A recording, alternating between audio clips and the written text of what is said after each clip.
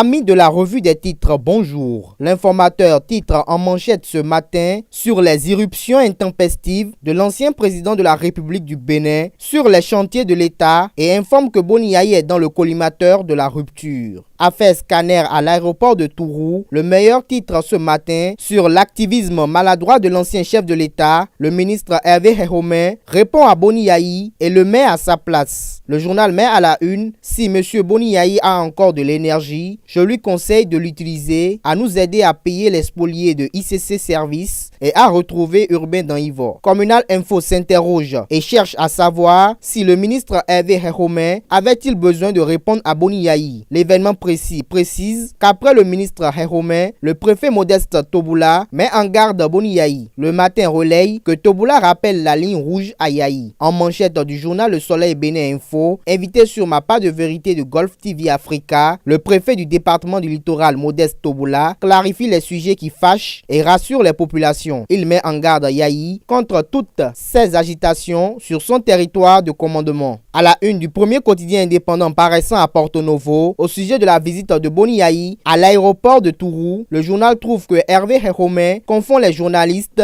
à des agents de liaison et s'interroge de quoi Toboula, le préfet du littoral, se mêle. L'affiche du jour affiche en manchette qu'après la visite inopinée de l'ancien chef de l'État à l'aéroport de Tourou, passe d'armes entre les partisans de Yayi et ceux de Talon. La tribune de la capitale s'intéresse à la filière des véhicules d'occasion et publie ce matin que Benoît Degla confirme les accusations de Djenotin contre Irénée Koupaki. À la une du quotidien Le Potentiel, invité sur le grand rendez-vous de Soleil FM hier, Benoît Degla donne l'exemple d'une opposition constructive, car il clarifie lors de son entretien la position des députés FCBE sous la rupture. Toujours sur Soleil FM, les pharaons titrent: Benoît Degla dénonce l'incompétence de Saka Lafia. Pour palmarès, intervention d'un ancien ministre de Boni Yayi sur Soleil FM ce dimanche, Benoît Degla lit Koupaki met et pied dans les dossiers. L'opinion aujourd'hui au sujet de l'actualité nationale pense que Héhomé, Toboula et Degla parlent, mais le pays tourne au ralenti. Concernant l'avalanche de réactions contre l'ancien chef de l'État, Matin Libre recommande au gouvernement de la rupture d'œuvrer pour l'unité nationale. À la une du quotidien L'Informateur, Talon décline sa feuille de route 2016-2021. À lire aux pages 4 et 7 de la parution de l'Informateur du jour, la publication du programme d'action du gouvernement. Communal Info parle d'intoxication de la rupture pour distraire les Béninois, car Boni Yayi n'a jamais dit qu'il reviendra au pouvoir dans 5 ans. Le journal appelle à une halte à la persécution, à l'humiliation et à la destruction des œuvres de l'ancien chef de l'État. Le quotidien Le Matin rapporte les propos de Candide Awansou au sujet du débat sur le numéro 2 du gouvernement. L'ambassadeur pense que Biotchane est un développeur et Koupaki est un homme des dossiers. La une de l'Informateur du jour renseigne sur la profession de conseil juridique en République du Bénin et nous apprend que la loi sera bientôt votée par l'Assemblée nationale. La Boussole évoque ce matin l'instauration d'un régime de terreur dictatorial au Bénin. Le quotidien d'investigation nous apprend que Patrice Talon achète du matériel d'écoute téléphonique pour 5 milliards de francs CFA. Les pharaons évoquent à la une crise économique et relatent que l'équipe Talon est piégée par la dévaluation du Naira. L'Informateur apporte la nouvelle selon laquelle ESAE Université lance un appel à candidature pour les métiers de l'audiovisuel. Éliminatoire de la CAN U17, l'Informateur nous fait savoir également que les écureuils ont été éliminés en Côte d'Ivoire avec un score de 3 buts à 1.